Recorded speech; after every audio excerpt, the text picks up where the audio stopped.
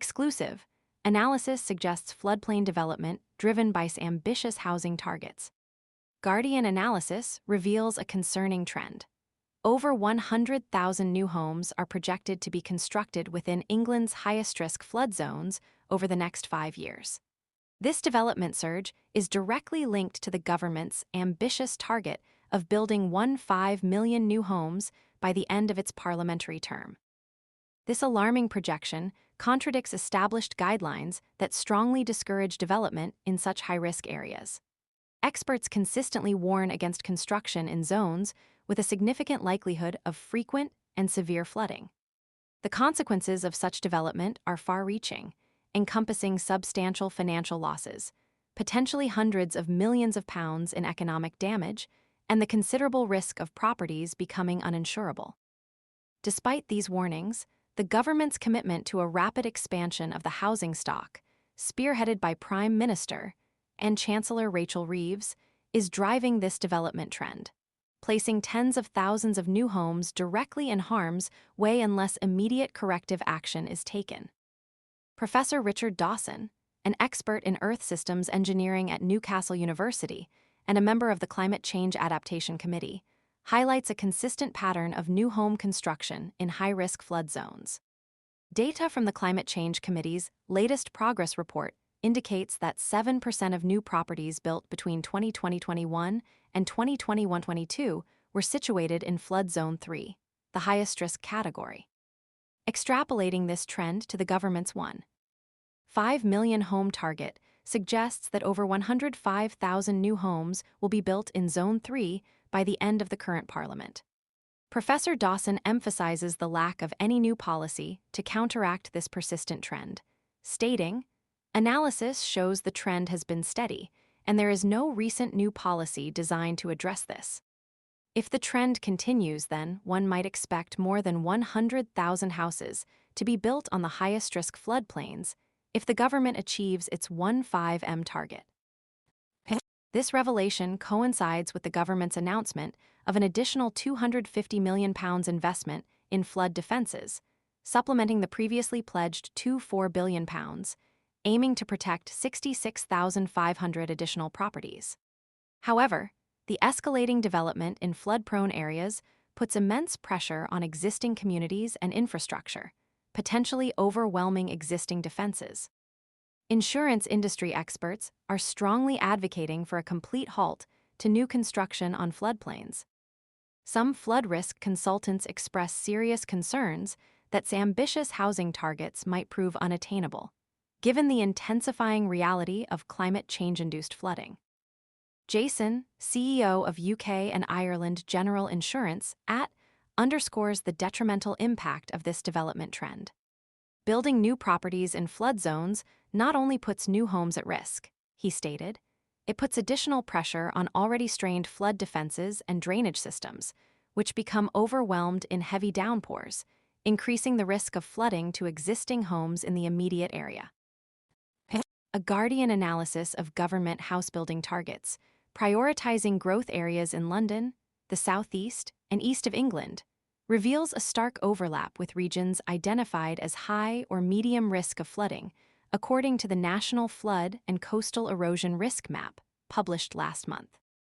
This analysis indicates that the east of England, specifically the East Midlands, Yorkshire and Humber, and the southeast, accounts for a staggering 52% of properties in England classified as high to medium flood risk, a figure that excludes the projected exacerbation due to future climate change impacts.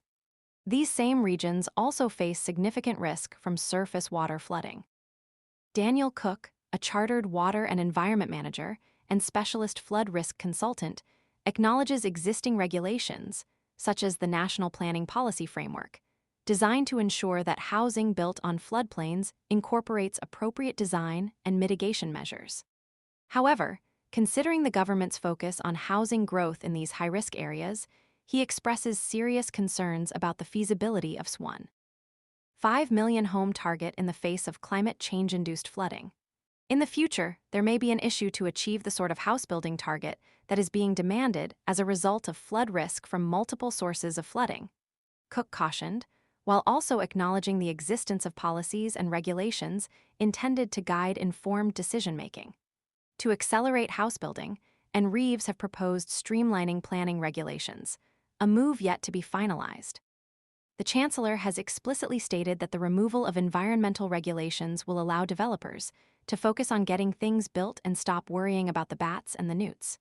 However, Professor Dawson criticizes this approach, arguing that these regulations serve vital purposes. These processes and principles are trying to ensure we have a good environment, that we look after people and their safety, and reduce the costs of flooding, he stated. These are good principles. Ripping them up to focus policy on one objective only, which is just to build, is not helpful.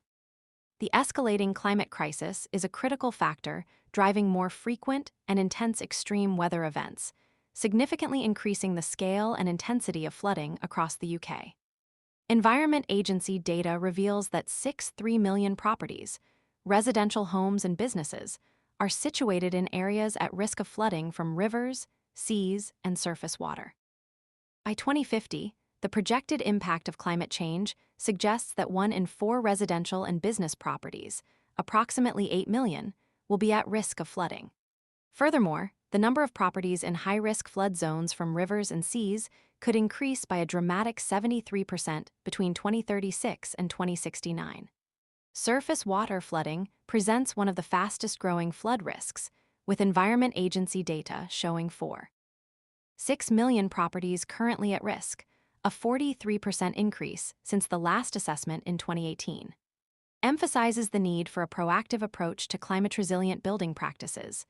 As the government considers how it will reform planning, we are calling for a 3-step check to ensure new properties are climate-ready. Build in the right places, build with the right materials, build with resilience as standard.